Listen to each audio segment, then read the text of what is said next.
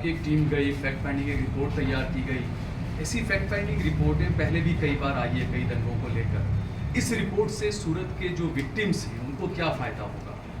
देखिए, हमने वही हमारी रिपोर्ट्स में जो है वो मांग भी की है, और इससे पहले भी ये लगातार मांग होती रही है कि इनके पुनर्वसन की एक पॉलिसी बने, जिसको लेकर भी लगातार कोई भी रिपोर्ट्स बनती है तो उसको एक जो फोरम होते हैं वहाँ तक पहुँचाया जाता है। और उसके बहुत सारे इफ़ेक्ट्स भी होते हैं कि एक तो लोगों को ये पता चलता है कि जो अभी तक सच्चाई मेन स्ट्रीम मीडिया आपसे छुपा रहा था कि ये दंगा क्यों भड़का। शायद आप जैसे कुछ साथियों ने कांति बल्लर के वीडियोस चलाए थे, लेकिन मेन स्ट्रीम मीडिया कांति बल्लर के वीडियोस को कहीं पे भी ये कह के नहीं दिखा रहा है कि दंगा इसके बाद भड़का। ये जो भी वन साइडेड पत्थर मारा है वो इसके बाद हुआ। क्यों हम बहुत क्लियर कह रहे हैं, क्योंकि जो हम वहाँ पे हमारी टीम गई, वो टीम की फैक्ट फाइंडिंग में ये निकल के आया है कि लोग तो अपने घरों में बंद हो गए थे। जब लोग इकट्ठा होना शुरू हुए तो सैयदपुरा के जो लोग थे, जो वहाँ के रेसिडेंट थे, उन्होंने अपने आप को अपने घरों में बंद कर लिया था। वो मौजूद ही नहीं थे, तो आमने सामने पत्थर मारा होने का कोई सवाल ही नहीं उठता। जो मॉब वहाँ पे कांति बल्लर के इंस्टिगेशन के बाद इकट्ठा हुआ था, उसने वहाँ पर तोड़फोड़ की गई। वहाँ पे हमने देखा है कि किस तरह से बांस के बाम्बू को लाया गया, वहाँ लोगों मॉब को दिया गया, उस बाम्बू से लोगों की गाड़ियों को तोड़ा गया। वहाँ पर जो सड़क पर पत्थर पड़े थे, उन पत्थरों को उठाकर लोगों के घरों पर फेंका गया, बारियाँ तोड़ी गई। किस तरह से पुलिस उनके घरों में घुसी है, और इस तरह की रिपोर्ट्स एजेंसीज़ के पास भी जाती है, डिपार्टमेंट के पास भी जाती है, और APCR की तरफ से लगातार ये कोशिश होती है कि इस तरह की रिपोर्ट्स को वो सिर्फ देश में नहीं, और जो इंटरनेशनल फॉरम्स हैं जो ह्यूमन राइट्स वायलेशन के ऊपर काम करते हैं, उनके साथ भी वो इन रिपोर्टों को साझा करता है कि यहाँ पर किस तरह से इनजस्टिस हो रहा है। अच्छा, जो ह्यूमन राइट्स की बात की आपने, जिन आरोपियों को पकड़ा गया, जो खासकर एक मुस्लिम समुदाय के जो आरोपी जिनके, उनके बारे में ये कहा गया, आज भी सूरत में कुछ एडवोकेट्स वगैरह से बातचीत हुई तो उन्होंने कहा कि पहले खबर आई कि एक आरोपी को जेल में पीटा गया, उस पर गर्म चाय का पतीला उंडेला गया, सारी चीज़ें। आज खबर आ रही है कि जितने भी जो 26-27 आरोपी हैं, उन सब के साथ में इस तरह की कृत्य किया गया है, चाय उन पर गर्म फेंकी गई, पीटा गया। पहले कहा गया कि कैदियों ने उनके साथ में ऐसा किया। अब खबर आ रही है कि जो अंदर जेल के अंदर जो पुलिस वाले थे, उन्होंने भी उन आरोपियों को 100 बैठक करवाए थे। जी, जिस आरोपी की ये खबर पहले आ रही थी, उसकी पत्नी के साथ, उनकी बीवी के साथ हमारी टीम की बात हुई है, और उन्होंने, उनके पास ऑडियो भी मौजूद है जो उन्होंने अपने हस्बैंड के साथ बात की, वो भी। और उसके बाद जब उन्होंने कोर्ट में शिकायत की उनकी वाइफ ने अपने वकील के माध्यम से, तो उसके बाद जेल अथॉरिटी की तरफ से भी उनको एक फ़ोन गया था उनका कंप्लेंट विड्रॉ करने के लिए। तो उस बात में सच्चाई है। बाकी लोगों के बारे में शायद मेरे पास जानकारी नहीं, आप आज की बात बता रहे हैं, तो हो सकता है कि ये हुआ हो। तो दूसरा, ये जो FIR के अंदर जिस तरीके से पुलिस की तरफ से जो किया जाता है, जैसे जो पहले जो मुस्लिम समुदाय का आरोपी पकड़ाए गए, उन पर कई, जैसा आपने बताया अपनी स्पीच में भी, गंभीर कलमे लगाई जाती है। लेकिन दूसरी तरफ से सिर्फ 3 लोगों को गिरफ्तार किया गया, चंद घंटों में उनकी जमानत भी हो गई। फिर कुछ खबरें इस तरह की आई कि गणेश विसर्जन हो जाएगा, उसके बाद उनको गिरफ्तार किया जाएगा। तो यह कानून दोहरा किस तरीके से होता है? देखिए, मैंने कानून का दोहरा चले सर, आप इस घटनाओं को जब अलग अलग पार्ट्स में देखेंगे तो आपको बहुत क्लियर मिल जाएगा। और हमने बिल्कुल बायस हुए बिना ये चीज़ को कहा है। हमारा ये काम ही नहीं है कि हम सिर्फ पुलिस को क्रिटिसाइज़ करें। अगर पुलिस ने अच्छा काम किया है, पुलिस ने जब तक राजनीतिक हस्तक्षेप नहीं था, राजनीतिक दबाव नहीं था, तो पुलिस ने उसकी ड्यूटी परफॉर्म की है। लेकिन जैसे ही राजनीतिक दबाव आया और हमको वहाँ पर आई विटनेसेस ने ये कहा कि वहाँ पे जो पुलिस इंस्पेक्टर थे, उन्होंने इस मामले को ये कहा कि भाई इस मामले को यहीं पर ख़त्म किया जाए, इसको ज़्यादा उछाला ना जाए। जो बच्चे थे उनको हमने डिटेन कर लिया है, हम इन्वेस्टिगेशन कर रहे हैं, जो लोग भी इसके जिम्मेदार होंगे हम उनके खिलाफ कार्रवाई करेंगे।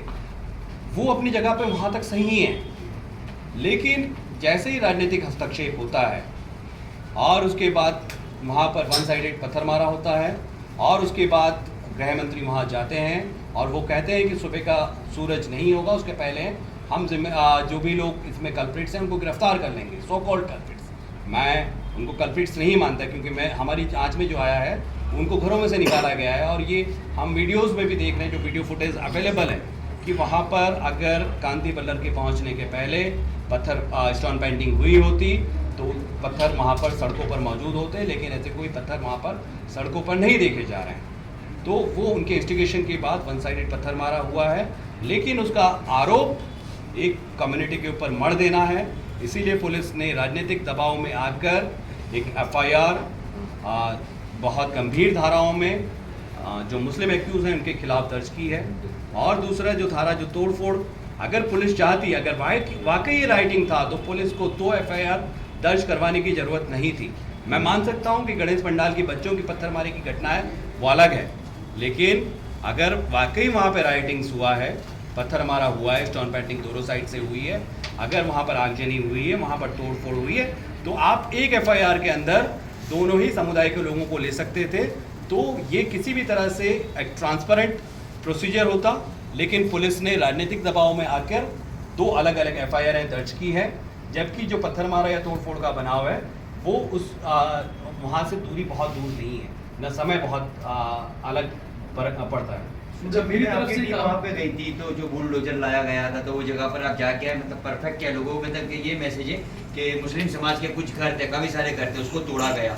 वहाँ पे गए, किसी को मतलब एग्जैक्टली पता नहीं कि मुस्लिम्स के घर है, हिंदूज के घर है, तो वहाँ पे क्या, वहाँ की रिपोर्ट्स में क्या सामने आया? देखिए वो जगह किसी एक मुस्लिम की ही है, जहाँ पर वहाँ पर कुछ लारी लगते थे, ठेले लगते थे, और एक शेड बना हुआ था जो सैयदपुरा पुलिस चौकी से बिल्कुल लग के वो जगह थी।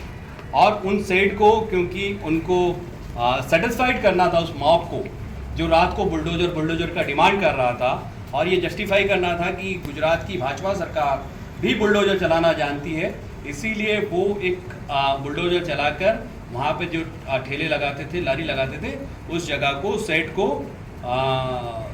बुलडोज किया गया है। लेकिन हमारा सवाल वहाँ पे ही खड़ा होता है कि एक चौकी, पुलिस चौकी के बगल में अगर कोई अनऑथोराइज्ड कंस्ट्रक्शन बन रहा था तो पुलिस क्यों तब चुप थी, और अब क्यों उसको इमीडिएट बुलडोजर चलाना पड़ा?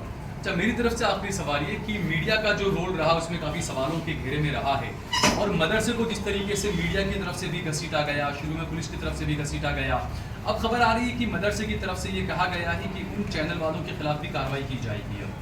देखिए, हम ये मानते हैं कि मदरसे के जिम्मेदारों को उन चैनल के खिलाफ, उन पत्रकारों के खिलाफ, उन संस्थानों के खिलाफ बिल्कुल कार्यवाही करनी चाहिए जो लोग गलत खबरों को चला रहे हैं, बिना किसी तथ्य और बिना किसी आधार के चला रहे हैं।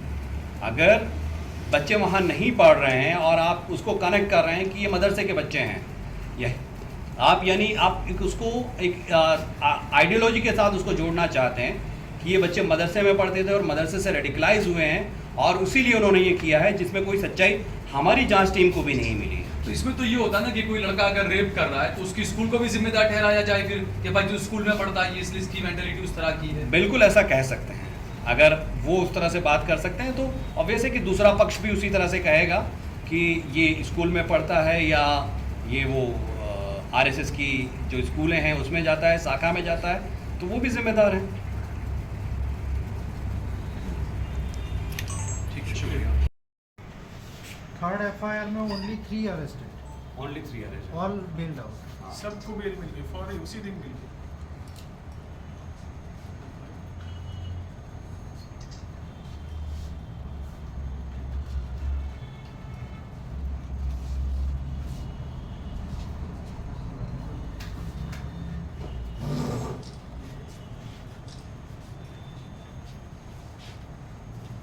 समझात भाई, अभी जो जमानत पर होनी थी ना सुनवाई, वो इन्वेस्टिगेशन ऑफिसर सीएम के बंदोबस्त में लगाए तो पेपर नहीं पहुंच पाए, इसलिए सुनवाई कल पे टाल दी गई है केस।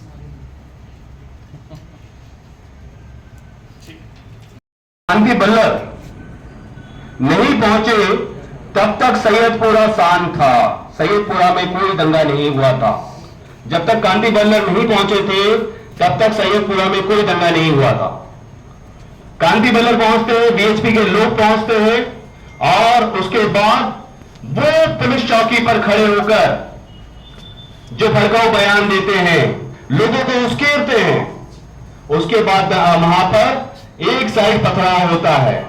हमारे पास वहां के उस टाइम के वीडियो फुटेज मौजूद हैं, जब कांति बल्लर वहां पे बयान दे रहे हैं, वो लोगों को भड़का रहे हैं और उसके रहे हैं। तो हम देख रहे हैं कि सैयदपुरा की तरफ के जो पूरा रोड है वो खाली है और मॉब जो है वो बीएचपी और बजरंग दल का मॉब है, जो खुले तौर पर वहां पर पथराव कर रहा है, लाठीचार्ज कर रहा है। हमको लोगों के बयान में यह भी जानने मिला कि जब गणेश पंडाल पे जो पत्थर की घटना बच्चों की हुई, उसके बाद पंडाल के लोगों ने उन बच्चों को पकड़ लिया, उस रिक्शा वाले को पकड़ लिया। शायद कुछ थोड़ी झपाट हुई वहां पर, लेकिन पुलिस मौके पर पहुंच गई और पुलिस ने उन बच्चों को बचाया वहां पर। और पुलिस उन बच्चों को उसने एक हिफाजत से रखा। वहां के परिवार, वहां के लोगों का कहना है कि उन बच्चों की हिफाजत पुलिस ने बहुत अच्छे से की। हम बिल्कुल ईमानदारी से ये बात कहते हैं कि जब तक राजनीतिक हस्तक्षेप नहीं हुआ था, राजनीतिक लोग नहीं पहुंचे थे, तब तक पुलिस अपना काम बड़ी ईमानदारी से कर रही थी।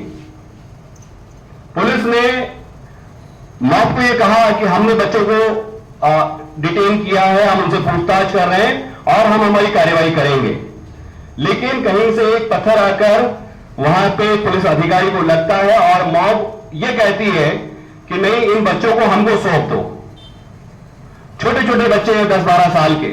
अगर कोई उसमें मैं एक बार भी मान भी लूं पुलिस थ्योरी या मॉब की जो मौत था उसकी थ्योरी मान भी लूं कि इसमें साजिश है, तो क्या पुलिस उन बच्चों को पुलिस को उन बच्चों को सौंप देना चाहिए था? नहीं, देश का कानून उस चीज की इजाजत नहीं देता है, चाहे वो बच्चे हो या बड़े हो। अगर किसी ने गलती की है, किसी ने गुनाह किया है, तो देश का कानून उसको सजा देने के लिए है। लेकिन वहां मॉब की डिमांड ये थी कि इन बच्चों को सौंप दिया जाए और मॉब उन बच्चों का इंसाफ करेगी। अब मॉब बच्चों का क्या इंसाफ करेगी, आप सोच सकते हैं। तो और उसके बाद वहां पर एक लोकल शोरूम वाला है, उसने वहां पर लोगों को फोन कर करके वीएचपी बजरंग दल के लोगों को बुलाया, उसका भी हमारी रिपोर्ट में मेंशन है। उसके बाद वहां पर पुलिस की मौजूदगी में मॉब तोड़फोड़ करता है, आगजनी करता है और उसके बाद हमारे गृह मंत्री साहब वहां पर आते हैं और वो कहते हैं कि सुबह का सूरज लोग नहीं देखेंगे, उसके पहले गिरफ्तारी हो जाएगी। अब मैं बतौर वकील भी ये जानता हूं कि कोई भी गिरफ्तारी करने के लिए एफआईआर होना जरूरी है। यह घटना रात को 9 बजे से पूरी घटना 11 बजे के बीच में हो रही है और एफआईआर जो है वो अगले दिन सुबह 6:30 बजे दर्ज होती है। और उसके पहले पुलिस सैयदपुरा के 3 अलग अलग अपार्टमेंट में घुसती है और वहां पर उनका जबरदस्ती ताला तोड़ा जाता है। जो एक थ्योरी बार बार आ रही है कि ताला लगाया हुआ है। आप अहमदाबाद में भी बहुत सारे अपार्टमेंट देख लेंगे जहां पर चौकीदार नहीं रहता है, तो और अपार्टमेंट अगर कम संख्या में अपार्टमेंट के लोग हैं तो अपार्टमेंट के बाहर एक ताला लगा दिया जाता है और उसकी चाबी हर मेंबर के पास होती है कि कोई भी अगर उसका मेंबर आएगा तो ताला खोलेगा और ताला बंद करके अपने घर चला जाएगा। तो उस अपार्टमेंट के गेट पे ताला लगा था, ना कि किसी के घर के बाहर ताला लगा था, क्योंकि एक थ्योरी बार बार मीडिया के अंदर ये प्लांट की जा रही है कि ताले बाहर से लगे हुए थे। तो ताला सिर्फ बाहर से अपार्टमेंट के मेन गेट को लगा था, जिसकी चाबी हर मेंबर के पास थी। और अगर उस एरिया में दंगा हो रहा था और उन्होंने अगर अपने को अंदर से बंद करके अगर वहां रह रहे थे तो वो दंगे में कैसे पार्टिसिपेट कर रहे थे? तो सिर्फ अल इलाफ में से 12 लोगों को पकड़ के पुलिस लेके गई है। और जब पुलिस ने वहां पर पकड़ा और 12वें इंसान को जब पुलिस पकड़ के उतर रही थी, तो हमारे को एक चश्मदीद में एक बहन ने बताया कि वो शायद हमारे घर में भी आती और हमारे घर से भी एक पुरुष को लेके जाती। और लेकिन तब तक किसी एक और पुलिस वाले ने ये कहा कि चलो अपना टारगेट पूरा हो गया। तो वो अपने टारगेट के हिसाब से लोगों को पिक एंड चूज कर रही थी और इस तरह से उन्होंने 27 लोगों को गिरफ्तार किया अलग अलग 3 अपार्टमेंट से। और उनको गिरफ्तार करने के बाद उनके नाम पुलिस के पास थे और 6:30 बजे उनके खिलाफ पुलिस ने एक नामजद एफआईआर दर्ज की। मैं बहुत सारा डिफेंस, क्योंकि लॉयर्स के साथ बात हुई थी, उनकी भी हमसे ये रिक्वेस्ट थी कि आप पुलिस की जो लैक्यूना है वो बहुत ज्यादा मीडिया के साथियों के साथ बात ना कीजिएगा, क्योंकि वो अपना डिफेंस ओपन नहीं करना चाहते।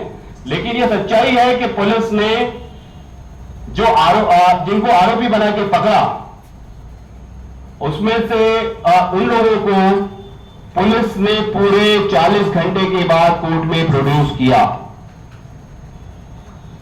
उसके खिलाफ उनके वकीलों ने कोर्ट में एप्लीकेशन भी लगाई है, कोर्ट ने उसके लिए पुलिस अधिकारियों को नोटिस भी दिया है। पुलिस ने इस घटना में कुल 3 एफआईआर अलग अलग दर्ज की। पहली एफआईआर, बच्चों ने गणपति पंडाल पर पत्थर फेंके, वो पत्थर वाला एंगल पूरा बच्चों के खिलाफ एफआईआर, 6 जुवेनाइल बच्चों को गिरफ्तार किया। बहुत सरप्राइजली ये बच्चे जो हैं, किसी ने ये नहीं पूछा बच्चे हैं कहां के, सबको लग रहा होगा बच्चे सैयदपुरा के हैं। किसी अखबार ने नहीं लिखा कि बच्चे कौन सी लोकेलिटी के हैं। ये बच्चे वहां से 1.5 किलोमीटर दूर धास्तीपुरा करके जगह है, वहां के ये बच्चे हैं, ये सैयदपुरा के बच्चे नहीं हैं। अब 1.5 किलोमीटर दूर के बच्चे एक रिक्शा में बैठकर यहां पर आते हैं, पत्थर फेंकते हैं, लेकिन उस रिक्शा वाले की गिरफ्तारी नहीं होती है। उस जुवेनाइल वाले एफआईआर में उस रिक्शा वाले को 10-12 साल के बच्चों को बिठा के लाने की क्या जरूरत थी? उसकी मंशा क्या थी? उसका मकसद क्या था? इसका इन्वेस्टिगेशन बहुत सारे सवाल मांगता है, लेकिन मैं मानता हूं कि शायद गुजरात की पुलिस, क्योंकि मैं ये मानता हूं कि जब तक राजनीतिक लोगों का हस्तक्षेप नहीं था तब तक वो बिल्कुल न्यूट्रल तरीके से काम कर रही थी। लेकिन जैसे ही राजनीतिक लोगों का हस्तक्षेप आया, दबाव आया, पुलिस को उस दबाव में अपनी कार्यवाही अलग ढंग से, अलग रूप से, अलग रंग से करनी पड़ी। इसीलिए हमारे रिपोर्ट्स में यह भी मांग है कि कोई सिटिंग जज से इस पूरी इन्वेस्टिगेशन का मॉनिटरिंग करवाया जाए और इस घटना की पूरी जांच की जाए कि भाई वो पत्थर बच्चों ने क्यों फेंका, वहां क्यों आए। सरप्राइजिंगली शायद बच्चों के परिवार से किसी को मिलने नहीं दिया जा रहा, उनको इतना डरा दिया गया, बच्चों के परिवार किसी से मिलना नहीं चाहते, बच्चे किसी से नहीं मिलना चाहते ताकि कहीं सच बाहर ना आ जाए। दूसरी एफआईआर उन्होंने की कि बच्चों को जब हम लेके आए, लोगों ने सैयदपुरा पुलिस चौकी घेर ली, 200-300 लोग थे और 27 लोगों के नामजद, और उन्होंने पथराव किया और उसमें पुलिस वालों को इंजरी आई और उस इंजरी में अटेम्प्ट टू मर्डर की कलम लगाई है, हत्या की साजिश, हत्या की कोशिश, ये कलमें पुलिस ने लगाई है। हम समझ सकते हैं क्यों लगाई है, क्योंकि दूसरी तरफ और एक मॉब है जो वहां पे खड़ा है कि जो पत्थर मारा है तो दोनों मॉब है, लेकिन उनके लिए एक अलग एफआईआर बनती है जिसमें सिर्फ राइटिंग्स की कलम होती है, अटेम्प्ट टू मर्डर की कलम नहीं होती है। जो 27 लोगों की गिरफ्तारी होती है उनकी आज रेगुलर बेल है, उस पर सुनवाई होनी थी, शायद हो भी नहीं होगी, वो अभी भी जमानत के लिए अपना इंतजार कर रहे हैं। लेकिन जो एक 80-90 लोगों के खिलाफ एफआईआर जो पूरा मॉब पुलिस के वीडियोज में भी दिख रहा है, मीडिया में जो वीडियो मौजूद है उसमें भी दिख रहा है, वो लोगों की तुरंत बेल हो जाती है और उसमें अभी तक हमारी जानकारी के हिसाब से सिर्फ 3 लोगों को गिरफ्तार किया है। तो ये रिपोर्ट्स है। मैं मेरे तमाम साथियों को कहूंगा कि वो आपके बीच में अपना एमएलए पहुंचने के बाद वो हमारे रिपोर्ट्स में भी हमने लिखा है, एग्जैक्ट उसके वर्डिंग में हमने लिखा है कि किसी को छोड़ना नहीं है, इस तरह से पूरे वर्डिंग्स है, रिपोर्ट्स के अंदर वो मेंशन है पूरे वर्डिंग्स। आज इस तरह से कहा गया कि मुस्लिमों को इनको सबक सिखाना है, अभी हम तो हद हो गई। क्योंकि जब आप कांति बल्लर की वीडियो देखेंगे, मैं वो वीडियो इसीलिए बार बार कह रहा हूं कि उस वीडियो को देखने की जरूरत है। उस वीडियो को क्योंकि कई सारी एंगल से वो वीडियो दिखता है, लेकिन अगर उसके पहले पत्थर मारा हुआ है सबका तो शायद वहां पर पत्थर मौजूद होते, कि कहीं पर भी स्टोन पेंटिंग की घटनाएं होती हैं तो वहां पर पत्थर पड़े होते हैं। आप कांति बल्लर का जब वीडियो देखेंगे तो वहां कोई स्टोन आपको पत्थर दिखेंगे नहीं वहां पर, और वो बहुत शांति से सैयदपुरा चौकी, और जहां से 3 अपार्टमेंट की बात कर रहा हूं वो सैयदपुरा पुलिस चौकी से हार्डली 100 से 125 मीटर के डिस्टेंस पे वो अपार्टमेंट्स मौजूद हैं। शोरूम का जो आपने बताया कि शोरूम वाले ने वहाँ पर आकर लोगों को इकट्ठा किया, तो क्या उसके भी फुटेज आपके पास? हाँ, उसके भी फुटेज हैं हमारे पास। लोगों को गिरफ्तार किया गया है, उन्हीं के खिलाफ वो कार्रवाई हैं या क्या उस मामले में? नहीं, देखिए वहां पर जिन लोगों को गिरफ्तार किया है, उनमें से कोई भी वहां पर ना धंधा करता है ना उसमें से लोग हैं। ये एक मौका मिल गया था और उस मौत को सेटिस्फाइड करने के लिए ये बुलडोजर की कार्यवाही की गई है और वो लोग इसमें शामिल नहीं है। वो बिल्कुल सही, ये जो बुलडोजर की कार्यवाही हुई है वो सैयदपुरा पुलिस चौकी की दीवार और उससे लगी हुई थी। तो मेरा एक सवाल ये भी है कि जब अनऑथोराइज कंस्ट्रक्शन वहां पे हो रहा था और पुलिस चौकी के बगल में हो रहा था, तो जो पुलिस बुलडोजर को चलाने में जिसने इतनी तत्परता दिखाई कि आज दंगे हुए और अगले दिन बुलडोजर चलाकर ये दिखाया कि देखो हमने बुलडोज कर दिया, वो जब ये इलीगल कंस्ट्रक्शन हो रहा था तो चुप क्यों थी? संदर्भ में काफ़ी सारे जो फैक्ट्स हैं वो शमशाद भाई ने जो रख दी है। जो हमारा स्टैंड है, ये सारी जो घटनाओं के जांचने के बाद उसको भी शमशाद भाई ने पूरी तरह से रखा है। मैं कुछ थोड़ा ये घटना के बारे में और ओवरऑल ये किस तरीके का माहौल हुआ है पूरे गुजरात भर में, उसके बारे में थोड़ा बहुत ही संक्षिप्त में बात करने की कोशिश करूँगा। जैसे शमशाद भाई ने शुरू किया था कि एक नरेटिव पूरे देश भर में ये बनाया गया कि गुजरात जो है वो बिल्कुल शांत हो गया है। 2014 के बाद बिल्कुल शांत हुआ है, क्योंकि हमारे जो डेटा है वो तो ये बताते हैं कि बहुत सारे दंगे हुए, लेकिन एनसीआरबी के ही डेटा अगर हम उठाएं जो ऑफिशियल है तो 2014 से 2020 तक में 292 दंगे गुजरात के अलग अलग जगहों पे हुए और ये उन जगहों पे हुए जहाँ पे ऐसी जगहें टारगेट की जा रही है जहाँ पर दंगे 2002 के दौरान या उसके बाद नहीं हुए। तो ऐसी जगहों को सिलेक्टेड करके जहाँ पर पॉलिटिकल बेनिफिट मिल पाए, जहाँ पर और भी जो कट्टरपंथी संगठन है और उसका काम ज़्यादा बढ़ सके, उस तरीके से ये सिलेक्ट करके अलग अलग जगहों पे ये दंगे हुए। तो सूरत का ही अगर हम एग्जांपल लें तो सूरत ऐसे तो बहुत सालों से 2002 के बाद के दंगों से कोई इतना बड़ा दंगा वहाँ पर हुआ नहीं है, क्योंकि वहाँ पर एक अलग माहौल है, वहाँ पे आर्थिक सवाल है, इकोनॉमिक इंटरडिपेंडेंसी भी बहुत है सूरत के अंदर, कास्ट के इश्यूज भी इतने ही वहाँ पर रहे हैं। तो ये सारे सवालों का जो कॉन्शियसनेस है और आपसी जो इंटरडिपेंडेंस है इकोनॉमिक, उस वजह से बड़े पैमाने पे हिंसाएं नहीं होती आई। लेकिन एक प्रोसेस जो चला है, जो कम्युनल करना, लोगों को सांप्रदायिक माहौल खड़ा करना, उससे सूरत भी अछूता नहीं रहा है और वो ये घटना का जब ट्रिगर हुआ उससे बिल्कुल पता चल गया। तो ये एक बात थी। दूसरा था कि ये जो छोटे छोटे दंगे हो रहे हैं उसका इम्पैक्ट कितना बड़ा हो रहा है। तो कुछ भी जैसे कि ये पूरा एक तरीके से लोगों के अंदर जो नफरत फैलाने का जो पूरा बात लगातार चला जा रहा है, उसमें सोशल मीडिया के माध्यम से हो, हिस्ट्री को अलग तरीके से दिखा करके हो, कोई सांस्कृतिक मामले हो, वक्फ बोर्ड का ही अभी इश्यू ले लो, वो सब हर एक इश्यूज के अंदर लोगों के अंदर एक नफरत का लगातार एक माहौल खड़ा करता है। जो प्रक्रिया चलती है तो कुछ भी ट्रिगर होता है वो हिंसा में परिवर्तित हो जाता है। तो एक लगातार एक लोगों का एक एटीट्यूड, एक वर्तन में, एक बिहेवियर में सांप्रदायिकता जो है, लोगों को अस एंड देम करके देखने का जो पूरा मामला है वो काफी लोगों के अंदर, गुजरात के अंदर दिख रहा है। और वो किस तरीके से ट्रिगर होता है वो हम ये छोटी छोटी घटनाएं जो हो रही है उसमें हमको पता चल रहा है। क्योंकि देखिए अब सूरत में इंसिडेंट कुछ हुआ और नैरेटिव ये बनाया गया पूरे देश भर में, सिर्फ गुजरात में नहीं, पूरे देश भर में ये नैरेटिव बना कि गणेश पंडाल पे मुसलमानों ने पत्थर मारे। हालांकि बात ये थी कि गणेश पंडाल पे बच्चों ने 2 पत्थर फेंके, उसके बाद सैयदपुरा पुलिस चौकी पे भीड़ इकट्ठा हुई। वो भीड़ कौन सी थी वो तो पुलिस भी स्पष्ट नहीं कह पा रही है। पुलिस को पहला पत्थर हिंदू का मारा या मुस्लिम का लगा वो भी पुलिस स्पष्ट नहीं कह पा रही है। तो भीड़ इकट्ठा हुई, उन्होंने डिमांड किया, वहां पे शोरगुल किया।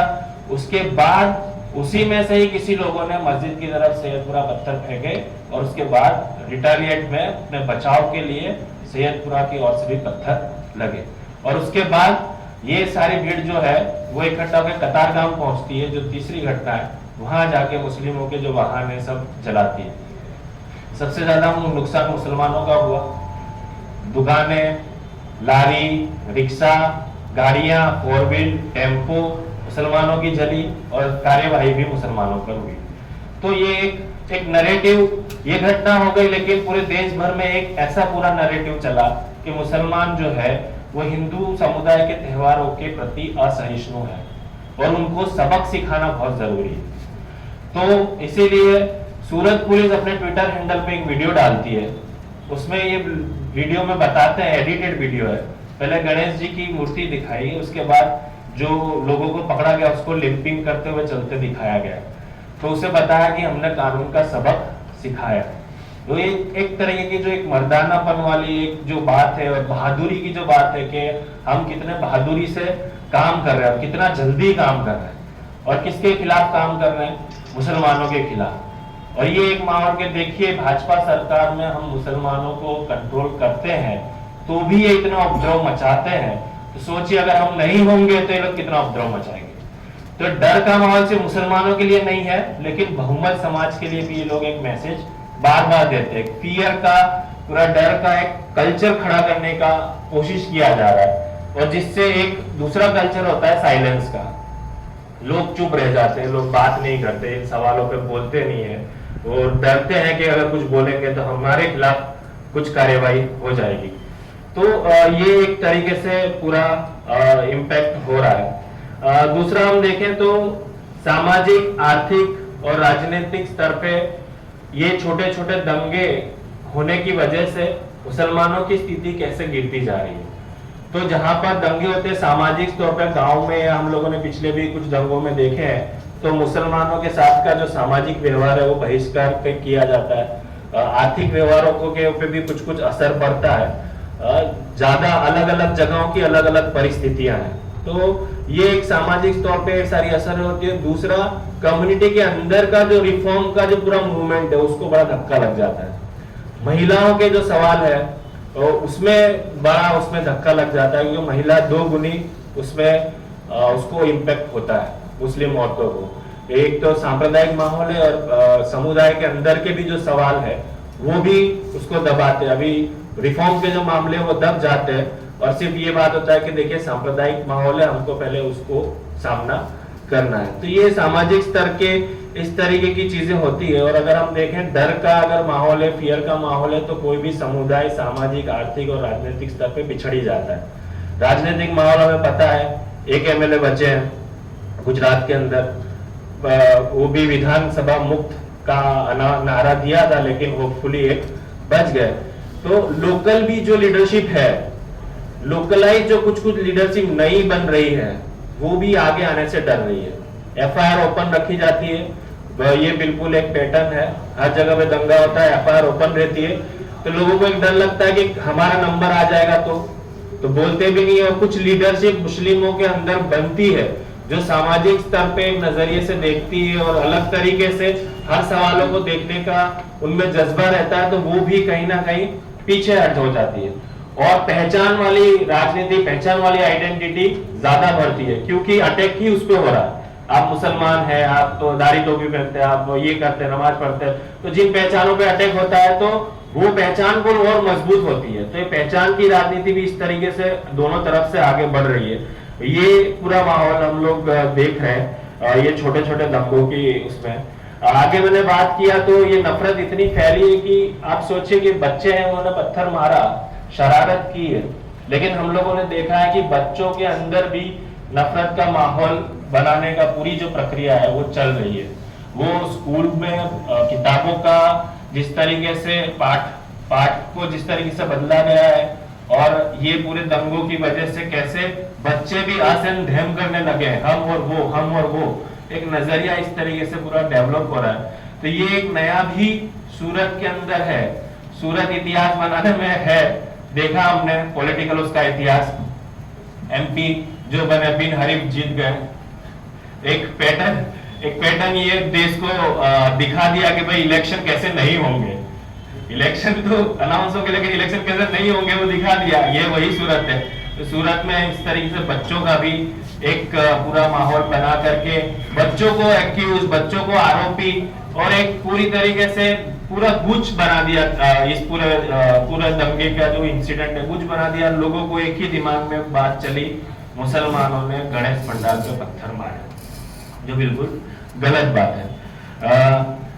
दूसरा हम लोगों ने ये सूरत के कॉन्टेक्स्ट के अंदर ये देखा तो राज्य की जो भूमिका है या इलेक्टेड रिप्रेजेंटेटिव की जो भूमिका रही है वो बिल्कुल हम लोगों ने देखा कि वो आगे भी कई सारे दंगे हुए उसमें भी इसी तरह की रही है, पक्षपाती रही है और भीड़ को उकसाने की ही रही है। तो जिससे वो अपना पॉलिटिकल बेनिफिट तो गेन कर ही रहे हैं लेकिन समाज में ध्रुवीकरण, समाज में अलगाववाद, कल्चरल एक्सचेंज के जो सवाल है वो भी खत्म हो जाए, इस तरीके का माहौल क्रिएट होता है। क्योंकि एक मेंटालिटी तो बनती है। हमने वहां पे एक सामान्य हिंदू समुदाय के लोगों को पूछा, उसने घटना के बारे में तो बराबर ही बताया लेकिन ये बताया ना कि मुसलमान जो वो हमारे ही त्योहारों पे पत्थर क्यों मारते हैं। तो एक मेंटालिटी डेवलप होती है कि मुसलमान जो है वो हिंदू समुदाय के त्योहारों के लिए असहिष्णु है। लेकिन ये पूरा जानबूझ के इंस्टिगेट करके जो चीजें होती है उस वजह से त्योहारों की भी जो गैदरिंग होती है, कई सारे ऐसे त्योहार है जिसमें हिंदू समुदाय, मुस्लिम समुदाय साथ में आके करते हैं, वो अब धीरे धीरे अलग हो रहा है। गणेश का त्योहार आप देखेंगे मुंबई, महाराष्ट्र में, सूरत वहां से जुड़ा हुआ ही है, तो सभी लोग उसमें मोटा मोटा जुड़ते हैं। तो अच्छी बात यह है कि एक मुस्लिम भाई अहमदाबाद से वहां पर आर्टिस्ट है, सूरत गए और वो हर पंडाल में जाके उन्होंने जो गणेश की प्रतिमा जो है वो उसको बनाया पेंसिल पे, वो जाके कौमी एकता का मैसेज दे रहे हैं। तो ऐसे दूसरे समुदाय के भी लोग हैं, हमने वहां ये भी पता किया कि कई सारे दलित समुदाय के लोग हैं, वो इस दंगे से दूर रहे और उनके लीडर्स जो है वो कैसे ये पूरा जो माहौल है उसको राजनीतिक गेम के लिए किस तरीके से इस्तेमाल किया जा रहा है उसका विरोध भी कर रहे हैं और मुसलमानों के साथ खड़े भी हैं। तो ये भी पॉजिटिव चीज भी हम लोगों ने देखी और वो हर जगह पे छोटी छोटी पॉजिटिव चीज है वही इस पूरा जो मानवता वाला समाज जो उसको बनाए रखी है।